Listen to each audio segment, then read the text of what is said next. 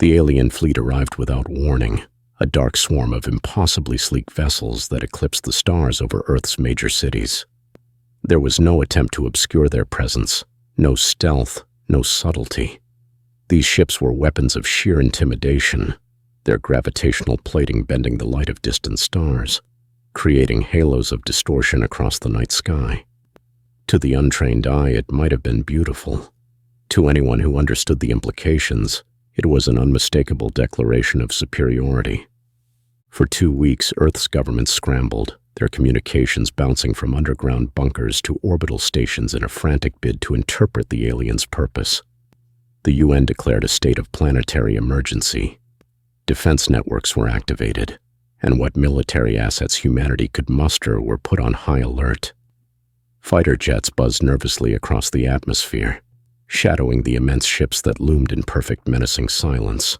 Then after 15 days of nothing, no hails, no attacks, not even the faintest probe of Earth's defenses, came the transmission. "This is High Executor Zol Vresh of the Arcturian Dominion," the voice rasped across every screen on the planet. It wasn't merely broadcast over radio waves, but seemed to reverberate through the very air itself.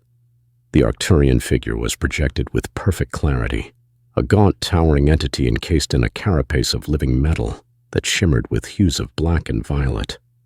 His bioluminescent eyes burned with an expression of cold detachment. "You have been evaluated," the High Executor continued, his voice a multi-tonal amalgamation of arrogance and indifference. "Your species is insufficient, primitive.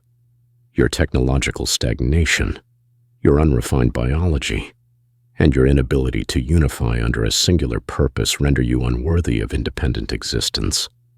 Effective immediately, your planetary resources are requisitioned for Dominion use. Resistance will be met with swift obliteration. You will be integrated." And just like that, the broadcast ended, leaving a chilling silence in its wake. Across the planet, people stared at their screens in shock. Insufficient, primitive. Earth's leaders were incensed, and yet deep down, fear gnawed at them. The Arcturians were not known for empty threats. Reports from refugee ships fleeing systems already subjugated by the Dominion painted a picture of cold efficiency. Entire civilizations brought to their knees within days, their cultures erased and their people genetically perfected into servile tools of the Dominion. Deep beneath Geneva, in the reinforced chambers of the UN War Room, the mood was grim.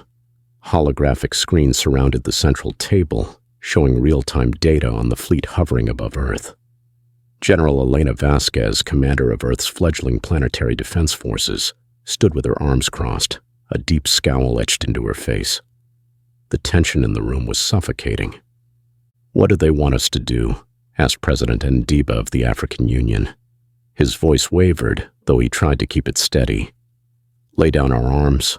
Roll over and beg?" "They want us to die on our knees," Vasquez replied sharply. Her tone was iron, though the lines of exhaustion etched into her face betrayed the weight she carried. "But if they think we're going to roll over like some domesticated animal, they've got another thing coming." The room fell silent. President Alvarez of the Americas leaned forward, her hands clasped tightly. "General, I respect your optimism, but let's not kid ourselves. Their technology is beyond anything we've ever seen. We've got orbital stations that look like glorified tin cans compared to those things." She gestured at a holographic display of an Arcturian battlecruiser. "And our defenses? We'd be lucky to scratch their paint." A murmur of agreement rippled through the room, though a few leaders exchanged uneasy glances. For years, Earth had invested in secretive military projects, reverse engineering alien tech from crash sites, funneling resources into experimental weapons. But now, faced with the real thing, those efforts felt insufficient. Vasquez didn't flinch. "They think we're primitive," she said, her voice cutting through the chatter. "They think our lack of unified control makes us weak. But what they don't understand, what they can't understand, is what makes us dangerous. We're not a monolith. We're a mess. A chaotic, scrappy mess that's been fighting impossible odds since we figured out how to light a fire." President Ndiba raised an eyebrow. And how exactly does being a mess help us against them? Because chaos is unpredictable, Vasquez shot back. She stepped to the center of the room, the faint glow of the holograms casting harsh shadows across her face. These Arcturians think they've already won. They see our divisions as weaknesses, but they've never fought a species that thrives on adversity. If they want to call us primitive, fine. Let's show them what happens when primitives fight for survival. The room fell into tense silence again, but this time there was a shift in the air. Something unspoken. A spark that hadn't been there before. It wasn't hope exactly. It was defiance. "We need to fight," Vasquez continued, her voice rising. "Not with brute force, but with everything they won't expect. Asymmetric tactics, deception, hit-and-run strikes. We make them bleed. Make them question if we're worth the trouble." "And if they decide we're not worth the trouble?" Alvarez asked. "Then we survive," Vasquez said simply. "And survival, in the face of an enemy like this, is the first victory." Across the room, nods of agreement began to ripple through the gathered leaders. It wasn't much, but it was enough. A thread to cling to in the face of annihilation. In orbit, the Arcturian fleet loomed, its silent ships a testament to the power of a civilization that had never known true resistance. But deep beneath Geneva, in that crowded war room, humanity's answer was clear. If the Arcturians wanted Earth, they would have to fight for it. And Earth had never been more ready to fight dirty. High Executor Zol Vresh stood on the command deck of the Vindicator of Truth, gazing impassively at the blue-green sphere rotating below him. Humans called it Earth, but to him it was just another conquest. The planet's fragile atmosphere shimmered faintly in the void, a testament to how easily it could be torn apart. It was rich in resources, its oceans brimming with biomass and its crust teeming with minerals. It was everything the Arcturian Dominion desired, and its people were utterly unprepared to defend it. "Status of the planetary evaluation?" Zol Vresh asked, his voice cutting through the low hum of the command center. Subcommander Reknal straightened his segmented limbs and bowed slightly before responding. "Complete, High Executor. Their technological capabilities are laughable. Electromagnetic projectile weapons, chemical propulsion systems, and rudimentary energy-based weapons. Their most advanced defenses would not scratch our gravimetric plating." Zol Vresh didn't bother to hide his contempt. "Their orbital assets?" "Minimal," Vrek replied, gesturing to a display. The holographic representation of Earth zoomed in, highlighting scattered satellites and aging space stations. A handful of obsolete platforms with no discernible military value. Their largest orbital craft is a repurposed mining hauler equipped with experimental weapons. A desperate attempt at defense, but tactically irrelevant. And their cohesion as a species. Vrek's mandibles clicked in a gesture of disdain. Non-existent. Their species remains divided into over 200 governing bodies, each vying for dominance. Their cultural and political fragmentation is staggering. The concept of unified resistance appears beyond their comprehension. Zol Vresh allowed himself a moment of satisfaction. In his centuries of conquest, he had encountered no shortage of species that thought themselves special, unique in the cosmos. Each had crumbled before the Dominion, their uniqueness dissected and catalogued into irrelevance. Humanity would be no different. "Prepare the harvest protocols," Zol Vresh commanded. "We will commence extraction in 3 planetary rotations." Vrek hesitated. For a subcommander in the Arcturian Dominion, any pause was dangerous, but he continued carefully. "Executor, there has been minor resistance." Zol Vresh's glowing eyes narrowed. "Resistance?" "Localized disruptions to our planetary scans," Vrek explained, his voice betraying the faintest edge of unease. "Jamming patterns originating from ground-based installations and orbital assets. Crude attempts to blind our systems. Statistically insignificant but noteworthy for a species of their development." Zol Vresh turned his full attention to the subcommander. His gaze alone carried the weight of centuries of dominance. "You consider these primitives worthy of note?" Vrek's mandibles twitched nervously. Of course not, High Executor, but I felt it prudent to. Zolvresh raised a segmented limb to silence him. Your prudence is misplaced. Deploy an observation unit to the surface. Locate these disruptions and eliminate them. Let the humans see the futility of their resistance. Yes, High Executor, Freck replied, bowing deeply. As the sub-commander turned to carry out the orders, Zolvresh returned his gaze to the planet below. Primitive, divided, and weak, it would fall like so many before it. Yet in the back of his mind, a faint unease stirred. For reasons he couldn't explain, the humans' defiance, no matter how insignificant, felt different. He dismissed the thought. In 3 days, the Dominion would strip the planet bare. Anything that stood in their way would burn. But the humans had other plans. In the silent void of space, the ISS Ares drifted unnoticed among the orbital debris that encircled Earth. The ship wasn't much to look at. A heavily modified mining hauler reinforced with scavenged armor plates and bristling with makeshift weaponry.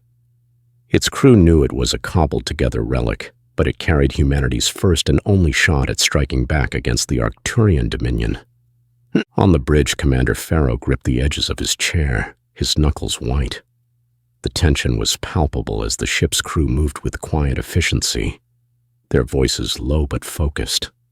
The Ares was one of the last projects to emerge from humanity's frantic militarization effort, a patchwork of ingenuity and desperation. It wasn't built to win a war. It was built to deliver a single devastating blow. Target locked, Ensign Patel announced, her voice cutting through the hum of the ship's systems. On the main display, the Vindicator of Truth, the massive Arcturian flagship, loomed like a dark god over the planet. It was flanked by smaller support vessels, but the Vindicator was their objective. If humanity could cripple it, they might buy the time they so desperately needed. Range? Commander Pharaoh asked. 500 kilometers and closing, Patel replied. Optimal firing window in 60 seconds. Pharaoh turned toward the back of the bridge, where Lieutenant Davis stood monitoring the payload. It was humanity's best-kept secret, an experimental railgun slug, constructed from tungsten alloy and accelerated to near-relativistic speeds. The weapon had been designed in secret over years of black-budget research and reverse-engineered alien technology. It wasn't elegant, but it was devastating. Davis, how's the payload looking? Pharaoh asked. Charged and stable, Davis said, his voice steady despite the tension. When this thing fires, they'll never see it coming. Pharaoh nodded, his throat tight. He knew the risks. The Arcturians' gravimetric shielding was rumored to be impenetrable, but they'd never encountered a weapon quite like this. Humanity had one shot, and if it missed, there wouldn't be a second. Commander, Patel said, her voice tinged with urgency. They've deployed a sensor drone, closing fast. Pharaoh felt his stomach drop. The drone was sleek, fast, and bristling with the detection equipment that could pierce even the Ares' jury-rigged stealth field. They can't detect us yet, he said. Maintain course. Prepare to fire on my mark. The bridge fell silent except for the faint hum of the targeting system. The crew watched as the sensor drone came closer, its trajectory erratic but purposeful. If it scanned them, the Arcturian fleet would react in seconds, and the mission would fail. 30 seconds, Patel said, her voice tight. Steady, Pharaoh said, his heart hammering in his chest. He could feel the weight of the moment pressing down on him. Everything, the survival of Earth, of humanity, hinged on this. The targeting display flashed green. Optimal firing range achieved, Patel said. Pharaoh took a deep breath. Fire. The railgun discharged with a deafening thrum, its projectile streaking through space at impossible speed. It struck the Vindicator of Truth dead center. For a moment there was nothing. Then the Vindicator's core destabilized, its gravimetric plating failing catastrophically. The Arcturian flagship imploded, folding in on itself in a blinding flash of energy that sent shockwaves rippling through the fleet. On the bridge of the Ares, stunned silence gave way to cheers. Humanity had fired the first shot, and it had hit its mark. But their fight was far from over. The explosion rippled through space, a silent yet blinding surge of energy as the vindicator of truth, the Arcturian flagship, collapsed inward. Its gravimetric core, designed to withstand unimaginable forces, had failed catastrophically under the kinetic assault, tearing the massive vessel apart. Fragments of its once imposing frame spun out in all directions, tiny shards of debris against the backdrop of Earth's orbit. On the bridge of the Ares, the crew erupted into cheers. Commander Farrow exhaled a shaky breath he hadn't realized he was holding, gripping the arms of his chair as if they were the only things keeping him upright. His earpiece buzzed with jubilant voices from other Earth command stations, but the weight of the moment kept him grounded. This was only the beginning. "Direct hit," Ensign Patel confirmed, her voice shaking with a mixture of relief and disbelief. "The Vindicator it's gone. Total destruction." Lieutenant Davis leaned back from his console, rubbing his face with both hands. "Holy hell, we actually did it." Farrow nodded but didn't let himself smile. "Not yet." "Status on the fleet?" he asked, his tone cutting through the celebration. Patel's hands danced over the console. The holographic display shifted to show the remnants of the Arcturian fleet. The smaller frigates and destroyers were in disarray, their formation disrupted by the shockwave. A few ships had sustained minor damage, their shields flickering under the strain, but most were still intact. "They're regrouping," Patel reported, her excitement dimming. "Signal traffic indicates confusion, but they're already reorganizing. No sign of retreat." Farrow frowned. He had hoped, naively he now realized, that the loss of their flagship would scare the Arcturians into pulling back. Instead, it was only making them angry. "Helm," he barked. "Begin evasive maneuvers. Keep us in the debris field." The Ares' engines roared to life, the ship veering into the dense cloud of metal and wreckage left behind by the Vindicator. It wasn't much, but it provided some cover from the sensor sweeps already rippling through space. The crew braced themselves as fragments pinged harmlessly off the hull. On the other side of the battle zone, the Arcturian fleet was already mobilizing. Aboard one of the Dominion frigates, Sub-Commander Vrecknall struggled to maintain composure. The destruction of the Vindicator had thrown the entire fleet into chaos, and the silence of High Executor Zol Vresh, lost with the ship, was deafening. "Report," Freck snarled, his voice sharp as he glared at his subordinate. "Unknown weapons, Sub-Commander," the officer stammered, his claws trembling over the controls. "A kinetic projectile, untraceable, undetectable.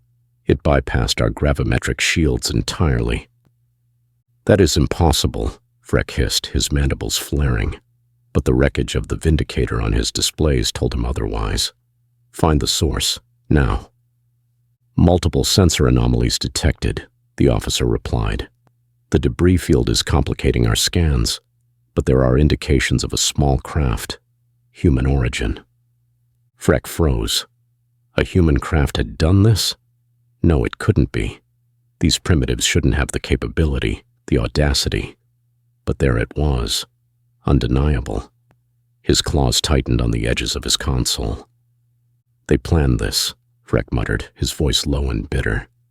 "These primitives, they struck first." Back on Earth, General Elena Vasquez stood in the UN war room, her hands gripping the edge of the central table. The holographic display showed the Vindicator's destruction in vivid detail, a glowing beacon of humanity's first victory against the Dominion. "We did it," one of the officers said, awe in their voice. Vasquez's expression remained hard. "We bought ourselves time," she said. "That's all. The fleet is still out there." President Ndiba leaned forward, his face pale but resolute. "General, if we can take out their flagship, doesn't that mean we can take out the rest?" Vasquez shook her head. "The flagship was the largest target, the easiest to hit. The others won't be as vulnerable, and now they know we can hurt them. They'll adapt. They always do." "So what's the plan?" President Alvarez asked. "We make them bleed," Vasquez replied, her voice like steel. "They think we're primitive, that we're weak. We use that against them. Hit-and-run tactics, asymmetric warfare. We keep them off balance and hit them where it hurts. She turned to the room, her eyes blazing with determination. If they want Earth, they'll have to fight for every damn inch. The Ares' crew held their breath as they drifted deeper into the debris field. The Arcturians' fury was palpable, their ships maneuvering into tighter formations, their weapon systems glowing with menace. For humanity, this wasn't the end of the fight. It was only the beginning. The Arcturian fleet adjusted its formation with mechanical precision, regrouping in the aftermath of the flagship's destruction. Their response was swift and calculated, as expected of a species that had dominated the galaxy for centuries. Frigates moved into a layered defensive grid, their shields overlapping in a coordinated web of gravimetric protection. The humans had struck a surprising blow, but the Arcturians were already preparing to crush their resistance. On board the ISS Ares, Commander Farrow watched the display with grim determination. The ship's sensors tracked the enemy's movements, each maneuver a demonstration of overwhelming firepower. But Farrow wasn't afraid. If anything, the sight of the Dominion regrouping only solidified his resolve. "They're tightening their formation," Patel reported, her voice calm despite the tension in the room. "No gaps, no vulnerabilities." "Good," Farrow replied. "That'll make them predictable." Lieutenant Davis shot him a skeptical glance. "Predictable doesn't mean beatable, Commander. They outnumber us 1,000 to 1. Farrow didn't flinch. "Numbers don't win wars. Strategy does." He turned to the comms officer. "Patch me through to ground command." The hollow display flickered, replaced by the stern visage of General Vasquez. The UN war room buzzed with activity behind her, but her attention was fixed solely on Farrow. "Report," Vasquez said curtly. "We've confirmed the kill on the Vindicator," Farrow said, "but the rest of the fleet is regrouping. They're locking down the orbitals." Vasquez nodded, her expression hard but resolute. "Then it's time for Phase 2. Farrow's jaw tightened. He knew what that meant. "You're sure we're ready for this?" "We don't have a choice," Vasquez replied. "They think they've seen what humanity can do. They haven't even scratched the surface." Across the globe, humanity's counterattack roared to life. Civilian satellites, once harmless weather monitoring stations, were activated as kinetic bombardment platforms. Ground-based missile batteries fired in unison, sending hypersonic projectiles screaming into the heavens. On Earth's surface, hidden railgun emplacements erupted from beneath camouflaged covers, hurling projectiles with terrifying velocity. The Arcturians' initial response was disdainful. They had seen such tactics before, desperate primitive species flinging crude projectiles in a futile attempt to resist. But as the first wave of missiles struck, they realized their mistake. "Damage to frigates 4 and 6, an Arcturian officer reported, his voice tinged with disbelief. "Their shields are failing." Subcommander Vreknal watched the battlefield with narrowing eyes. The humans weren't fighting like primitives. Their strikes were coordinated, precise, aimed at weak points in the fleet's formation. It was a kind of warfare the Dominion wasn't accustomed to. Chaotic, unpredictable, and devastatingly effective. "Redirect fire to ground installations," Vrek ordered. "Eliminate their artillery." As the Arcturians targeted Earth's surface, they encountered another surprise. Massive energy signatures lit up across the planet, as hidden generators powered up prototype laser systems. These weapons, hastily constructed in the months leading up to the invasion, carved through Arcturian shields like knives through paper. On the Ares, Patel's voice rang out with excitement. "Another frigate down. Their formation is breaking." Farrow leaned forward, his eyes locked on the display. The Dominion's fleet was still powerful, but the losses were piling up. Every frigate destroyed left gaps in their defensive grid, forcing the remaining ships to reposition and overextend. "How long until they adapt?" Davis asked, his voice low. "They're already adapting," Farrow replied. "But that's the point. We're forcing them to react." In the war room, Vasquez coordinated the global assault with a precision born of necessity. "Rotate the artillery," she barked. "Don't give them a stationary target. Redirect power to the drones." Earth's AI-controlled drones were another secret weapon. Small, fast, and equipped with experimental cloaking devices, they slipped through the chaos undetected. Using stolen Dominion communication protocols, they infiltrated Arcturian systems, spreading chaos in their wake. Ships fired on each other as targeting systems glitched. Shield generators failed, leaving vessels vulnerable. Subcommander Frecknall watched in growing horror as his fleet began to falter. For the first time in his career, he felt the icy grip of uncertainty. The humans weren't fighting like a conquered species. They were fighting like predators. From the ruins of Earth's cities to the debris-strewn expanse of space, humanity's resistance burned bright. Every loss they suffered seemed to fuel their resolve. For every city destroyed, 2 Dominion ships fell. For every human life taken, the Dominion paid in blood and metal. Back on the Ares, Pharaoh smiled grimly as another frigate exploded in a brilliant flash. "They thought we were primitive," he muttered. "Big mistake." Patel glanced at him, her expression a mixture of fear and exhilaration. "Do you think this is enough?" Pharaoh didn't hesitate. "It's not about enough. It's about showing them we won't stop. Not now, not ever." As Earth's forces pushed harder, the Dominion's fleet began to fracture. The perfect, unyielding unity of their empire was breaking. And for the first time in centuries, the Arcturians realized they had underestimated an opponent. Humanity wasn't just fighting for survival, they were fighting to win. The sky burned over Beijing as Arcturian bombardments rained down. Across Earth, cities were reduced to ash, their defenders overwhelmed by the sheer scale of the Dominion's retaliation. For every Arcturian ship humanity destroyed, the Dominion unleashed vengeance tenfold. Civilians scrambled for shelter in underground bunkers while makeshift defenses fired desperately into the void. In the UN war room, General Vasquez watched live feeds of the carnage with a clenched jaw. Her advisors shouted reports, their voices a chaotic blur. Despite humanity's bold strikes, the Arcturians were countering with merciless precision. Entire city grids vanished in bursts of energy. "They're trying to break our spirit," Vasquez growled, slamming her fist on the table. "It won't work." President Alvarez turned to her, his face pale. "General, if this continues, there won't be anything left to defend." Vasquez's gaze hardened. "Then we make sure it cost them everything."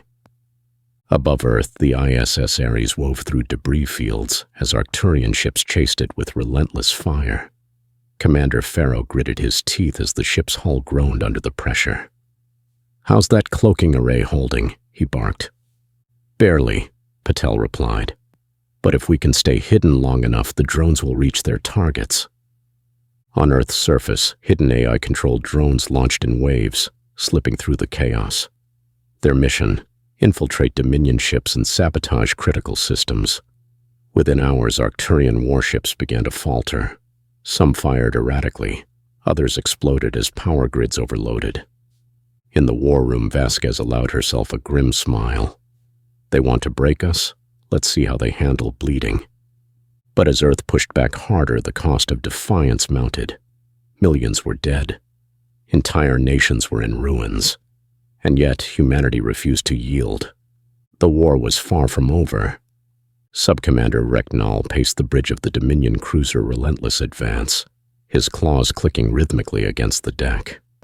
Around him, the once flawless machinery of Arcturian war sputtered with frustration. Monitors displayed chaotic data streams, ships malfunctioning or outright disintegrating in low orbit. It was unthinkable. "Status report," Freck snapped. A junior officer hesitated, his mandibles quivering. "Sabotage protocol spreading through our fleet, Subcommander. Human infiltration drones are exploiting our systems, turning our targeting arrays, disabling shields. We're vulnerable." "Vulnerable," Freck hissed, his eyes glowing with fury. "We are the Dominion. This is a backwater species. Stop them." "We're trying," the officer stammered. "But their tactics are unpredictable. They're using our own code against us." Meanwhile, on Earth, General Vasquez stood at the command console in the war room. The air buzzed with frantic coordination as reports streamed in from across the globe.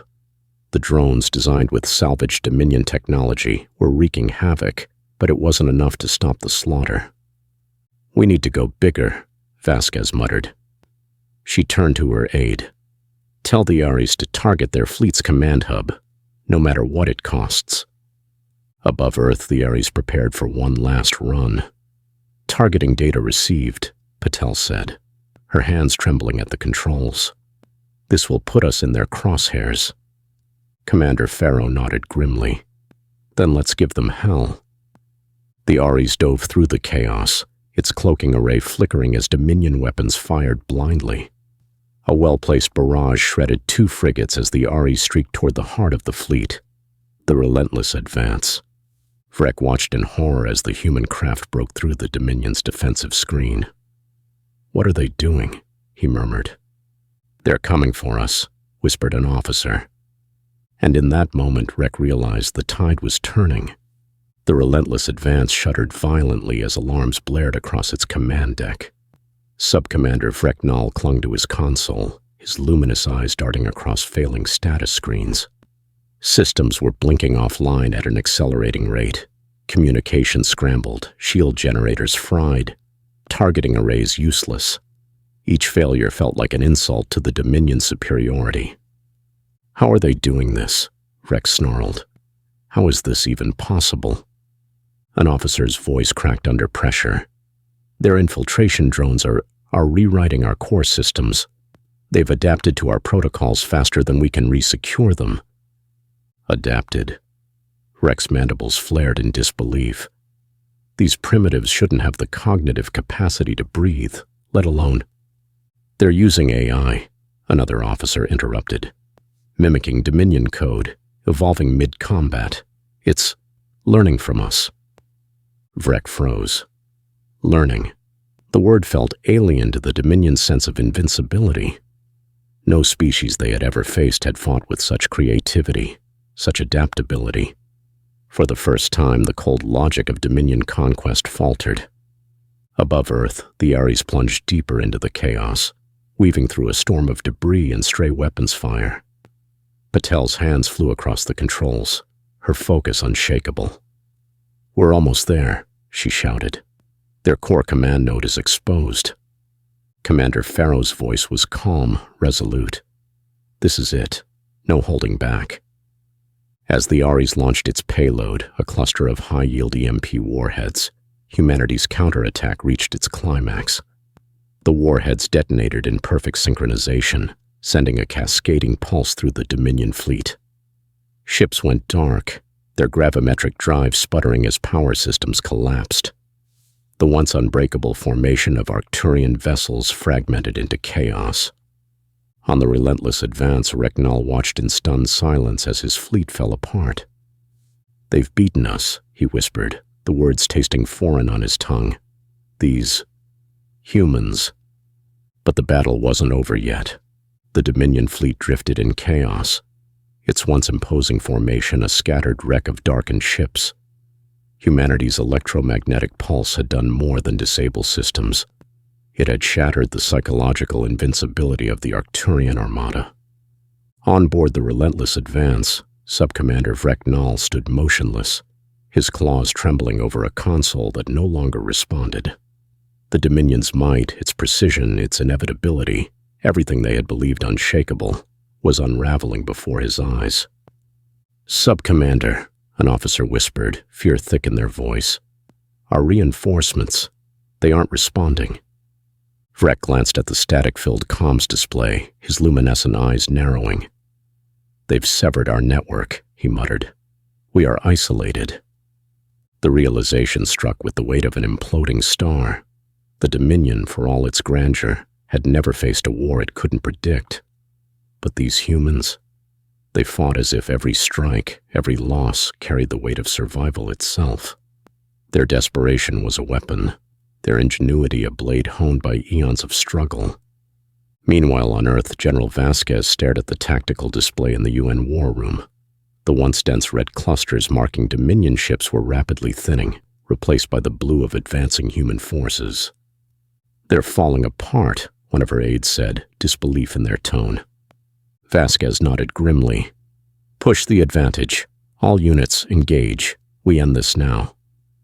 The Ares, battered but unbroken, led the charge. Commander Farrow's voice echoed through the comms. No hesitation, people. Show them what Earth can do. Across the battlefield, humanity surged forward. Railguns fired, drones swarmed, and ground-based lasers sliced through the darkness. The Arcturians tried to rally, but their cohesion, once their greatest strength, was gone. On the bridge of his crippled ship, Regnal could only watch as the impossible unfolded. The Dominion wasn't just losing a battle. It was losing to a species it had dismissed as primitive. And it terrified him. The last Dominion ship broke formation and fled, its engines sputtering as it limped into the void. Across Earth's skies, silence fell. The battle was over. Humanity had done the impossible. They had survived. In the UN war room, cheers erupted. Officers embraced, tears streaking their faces as the weight of their victory sank in. General Vasquez, standing at the center of the chaos, allowed herself a moment to close her eyes and breathe. The cost had been staggering, but Earth still stood. Status report, Vasquez ordered, her voice steady despite the ache in her chest. Enemy fleet retreating, an aide replied. No signs of regrouping. We've won, General. She nodded, but her expression remained somber. Begin casualty assessments. Contact all regions. Make sure the survivors know this. Earth didn't fall. Above the planet, the ISS Ares drifted amidst the wreckage of the Arcturian fleet. Inside, the crew sat in silence, the adrenaline of battle giving way to exhaustion. Commander Farrow leaned back in his chair, staring out the viewport at the distant stars. They're running, Patel said softly, her voice tinged with disbelief. And they'll think twice before coming back, Farrow replied. We showed them what humanity's capable of. In the shattered bridge of the relentless advance, Subcommander Vrecknall recorded his final report. His voice trembled, the words foreign even as he spoke them. We called them primitive. We believed them weak. But humanity is not like any species we've faced. They are relentless, adaptable, dangerous. He paused, staring at the burning planet below. Let the Dominion remember this day, the day Earth refused to kneel. As the sun rose over the scarred Earth, its survivors looked to the sky, battered but unbowed. They had become a legend, a species that turned their desperation into defiance and their defiance into victory, and the galaxy would never forget.